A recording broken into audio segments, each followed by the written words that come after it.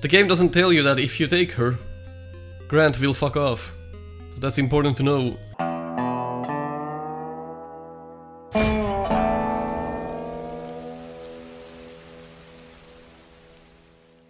Hello people and welcome back to Nico Evaluates Castlevania 3 Curses. Dracula's Curse.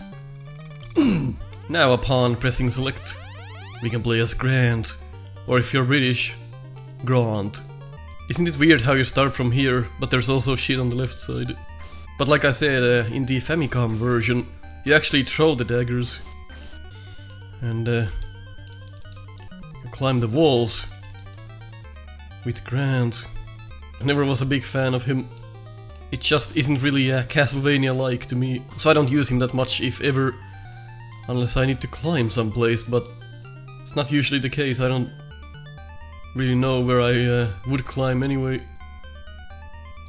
It's just weird. Joy! But you can reach places you normally wouldn't.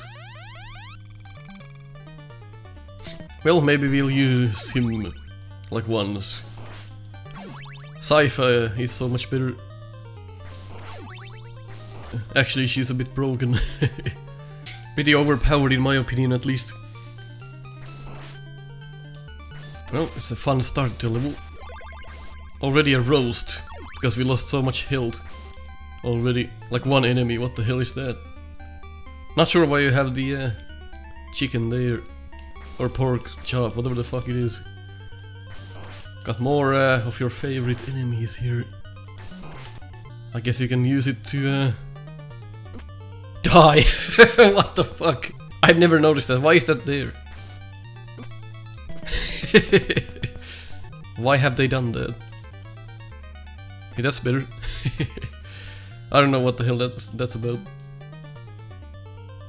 No, that's the problem with some of the designs in Castlevania games. First it's fine, I'm gonna make a shortcut like this, okay, good. Then I'm gonna continue. Oh, that kills me. So you really have to know where it's safe and where it's not. Well, let's see how many times we have to whip a torch to get the maximum whip.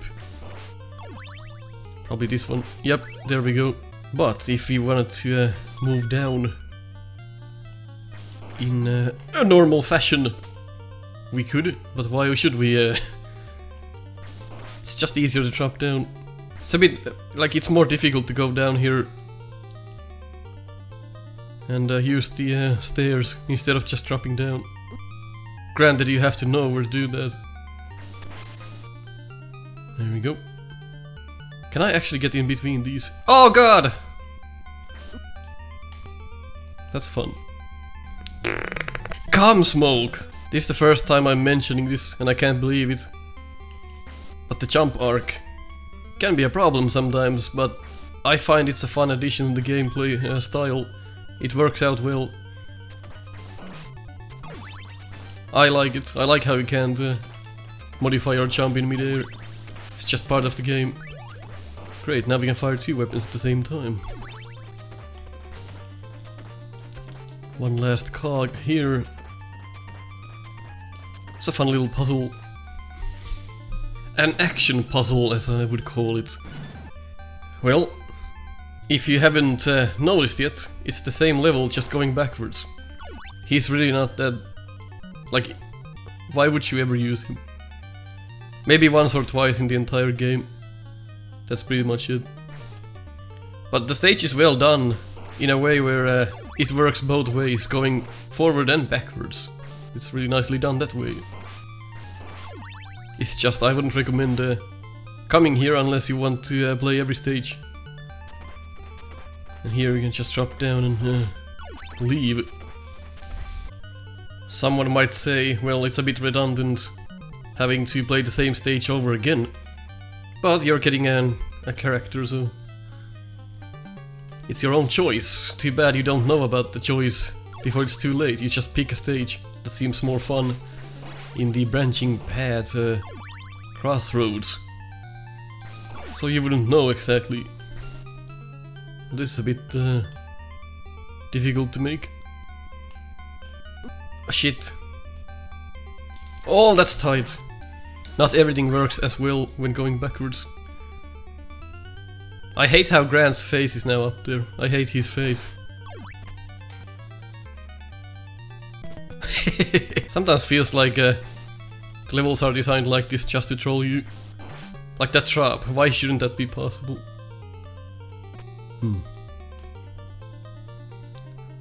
It's a fun thing regardless. It's pretty well done. Music plays and he's just holding the handle of the door. There we go. Now we got the owls. They flash their eyes a couple of times and then they attack. Always had a bit of a problem with these, because if you miss once, well, it's gonna be a bit of a handful. Just have to time it correctly. Oh nice, I love these. The cross is your friend in this. Should be noted that you don't get the weapon energy back if you catch the cross, so you don't really have to do that. But it just ends up working well. It's a good weapon choice for this section here. Otherwise, welcome to timing! I've always had a big problem with this, I don't know what it is. I guess you just whip whenever they launch. Let's see. Now! Yep, that's how you do it. So whenever they come out, press the B button at the exact same time and you'll get them every time. It's a nice enemy type, I really love that. One of my favorites, because it's challenging me in new ways. It's really fun that way. And I think that's the first time when there's a hunchback from a greater distance from you than usual. So you get to see more of the pattern and how it acts in new scenarios. That's the tri-bones. Shit. Get rid of that. Let's see what's in here. Nothing. And the enemy comes back.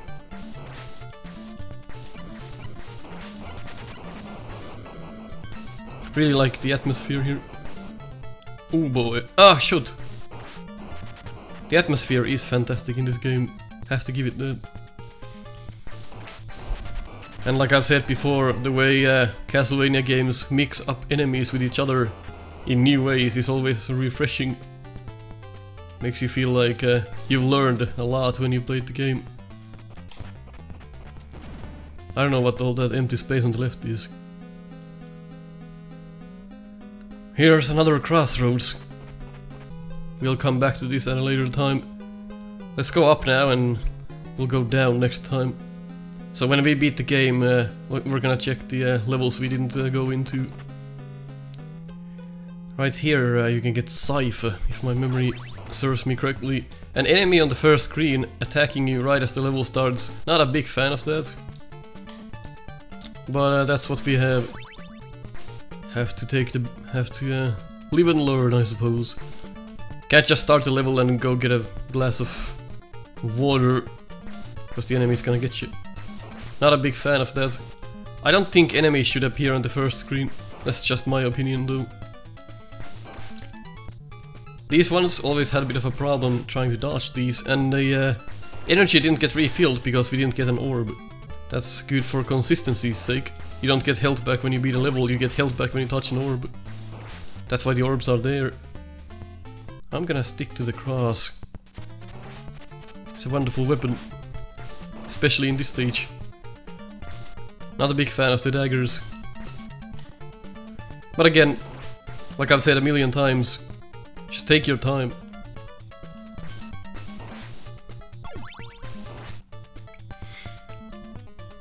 Those are well done as well, they just look like flowers to me. Flowers attacking us. That's a new skeleton. Skeleton with a whip. Again, I would love if there were more duels in Castlevania games. Like you fight a skeleton and it takes like 5 or 6 hits. That would be a fun duel. Not just always have enemies that die in one hit. I'd wish that it would be a real fight. Some enemies are like that, but I think the skeletons more so should be done in that style where the fight takes a little bit of time. Of course, watch out for your chumps. When these small spiders come, sometimes the game likes to troll you and make you jump into weapons you don't want. Just keep that in mind. That's my bad. I think the angle of the spiders is always the same, but it goes up or down. So if you know where they're gonna go, you're probably not gonna get hit. And check for the lamb chops. I'm gonna it's a different animal every time I say it. Nobody knows what they are. The manual called them like a pork chop or something. Is this where Sypha is? This fellow... Again, the bosses... I don't think are that well done. Just go back and forth, hit him in the head. That's the boss. Well... Don't really even have to go back and forth, just stay here. Whip him every time he comes back. But the torso shots don't do anything. So the fight is flawed because of these platforms, it's too easy to scum. Well, the boss design isn't good either, it's just going back and forth. Sometimes swings the hammer, but most times not. There we go. Doesn't it, like, there's no shockwave or anything, it's just really poor. One of the worst bosses in Castlevania, period. We do get Sypha out of this. There we go. Lightning strikes. I'm sorry, Grant. Thanks for helping me. I'm Sypha, the vampire hunter. I will follow you if you need my help. What will you do? Take him with you, leave him behind. Also, it says him, but it's her. It's a woman, not a man. Ouch. Well, it is 2019. The game doesn't tell you that if you take her, Grant will fuck off. That's important to know. Except Grant is a useless piece of shit, so it doesn't really matter. We'll take her with us. I hope a magic spirit will give us the power. Grant's just like, fuck this. My job is done, so you should go with him for now. Maybe he just looks like a man. They just thought she was from Iran. Well, the ghost ship is next, I think.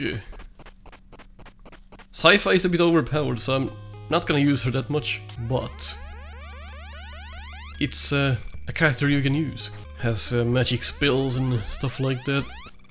It's really fun to have different characters in the game. And another teaching element. Castlevania is really good with these teaching elements. So you tip this over and gravity will take care of the rest. It's a fun little platform. I'm actually surprised how well this game teaches things to you. Whoa. Oh no. Oh boy. Well, not all things are polished. Another torch you can't get, but what's inside it? Just money. I like the mysterious music. Fits the level nicely. Now that's an enemy, holding his own head while fencing. How are we gonna get down there? Well, you lure him. Just like with everything, you take your time and check how the enemy works. You could also go from the right, but luring him works too. That's how easy it is. I think that's invincibility. Yes, it is. Doesn't last too long. And they still have the same ah, fuck, we picked that up. Still has the same mistake of it just ends. It doesn't... The flickering doesn't mellow down. It doesn't give you a sound cue, it just ends. So you're most likely probably gonna get hit by using that if you don't know how long it takes. The time stopper actually might... Oh god, I'm not sure what happened. The time stopper might be a good idea in this stage actually. The game is very lenient when it comes to giving you weapons. It usually gives you a weapon that would benefit you. It doesn't troll you that much. It doesn't really give you bad weapons for the situation. These, as you can see, will crumble down.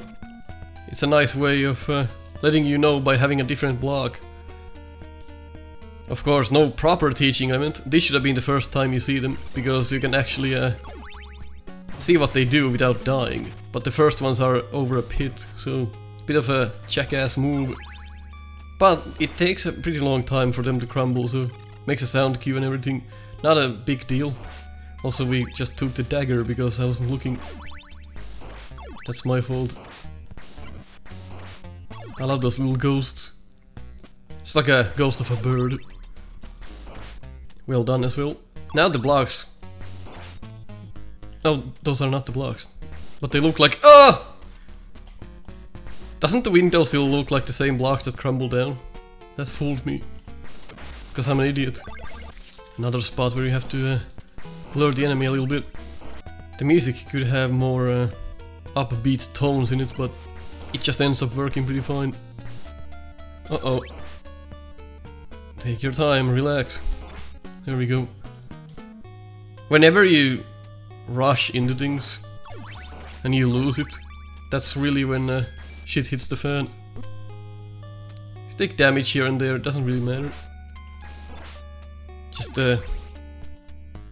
relax. The moment you start to sweat, you start making decisions hastily, you'll probably get hit. Even if you're in a bad spot, try and just calmly play the game. There's a nice section here. Don't wanna whip the torch before you know what's in it. It's a walkthrough at the same time, I realize that, but the game is just so well done. There's really not much to complain about. Of course, we're gonna complain about things that come our way, but for the most part, it's a pretty good game. It's a good example of a well-done NES game. Also, in gaps like this, your jump doesn't work at all. He doesn't even attempt to jump. And I like how the atmosphere changes between screens. 1-up? So now we got a mid-boss, the Medusa. They had to reduce her breast size because of Nintendo. I mean, come on, Nintendo, they're just tits. This is another boss where there's a safe spot, pretty much. Just jump over that one dagger or snake. It's just...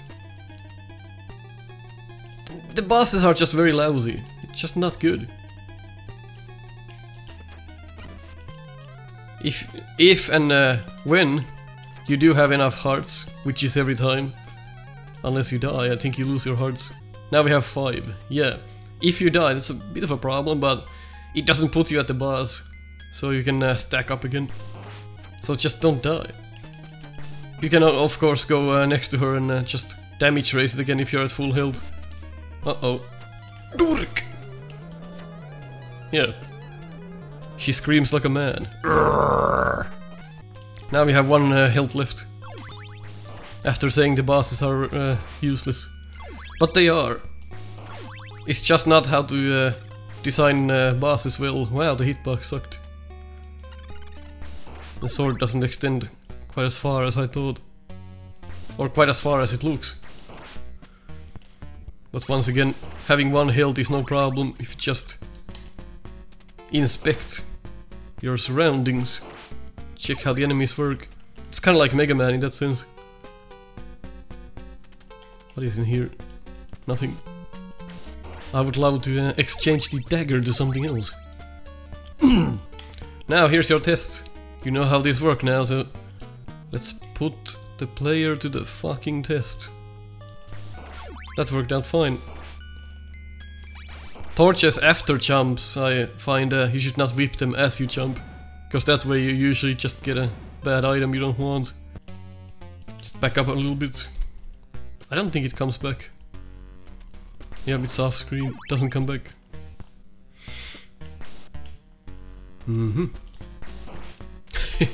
Just casually dodging it. I find those sweeping enemies, they work really well in the world of Castlevania. They're just very fun. Fun to deal with. It's fun to learn their patterns. There ought to be a turkey in here somewhere. I think you're supposed to hit... Oh no! Like I said, watch out which lanterns you hit. Lanterns in this level. Torches, candles.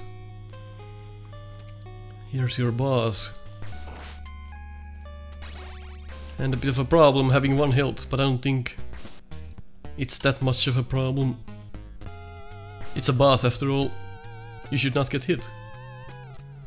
Just stand here and throw some axes.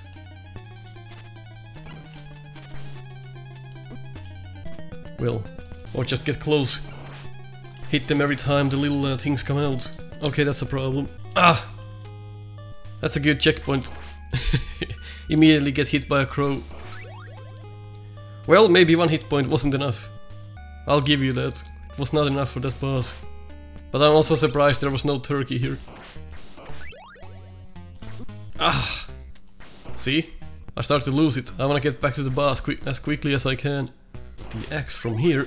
Now it's your only option since you died. Or since I died, rather. It's good to die sometimes, you get to know the checkpoints really well. And how they were built. There's probably a chicken here somewhere, I just don't know where it is. Uh-oh! Don't! Oh! Okay, good. Well, the game seems to get rid of enemies if you drag them into the boss room.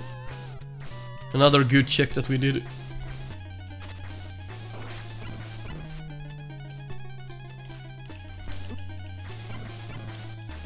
First time you have to actually do something. Or just mash buttons and damage raise it. There should be a bigger impact sound when you hit the boss. It just doesn't feel good when you hit it. It's like... Get fucked. Just damage raising bosses is the best idea. Don't even try and strategize your moves. It's just... not worth it. It's not Mega Man, it's not a Robot Master fight. Just fucking hit it. Another one of these, because why not? We ran out of ideas. Except now it's a bit faster, so you have to make up a new spot to hit him. Just turn sometimes and hit him in the head. Cyclops, whatever the hell it's called.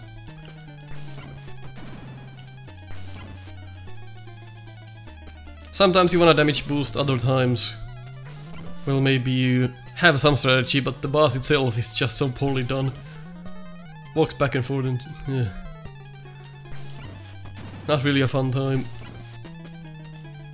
Good telegraph for when he runs, though. Gotta give it that. There we go. Well, if you agree on what I said, leave a like. If you disagree, leave a dislike. Catch you next time.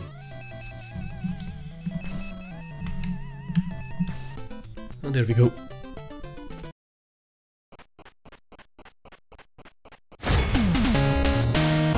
Thanks for watching another Nico Evaluates. Join us in Discord to talk about Mega Man, White Bread, and the neighbor's dog. Impact the show in my Patreon, or just throw a few bucks if you wanna buy me coffee. Check our merch at teespring.com/store/Snupster and get my quotes on your shirt. If you want to see weekly Mega Man races, go ahead and subscribe to Snupster. Catch you on the next one.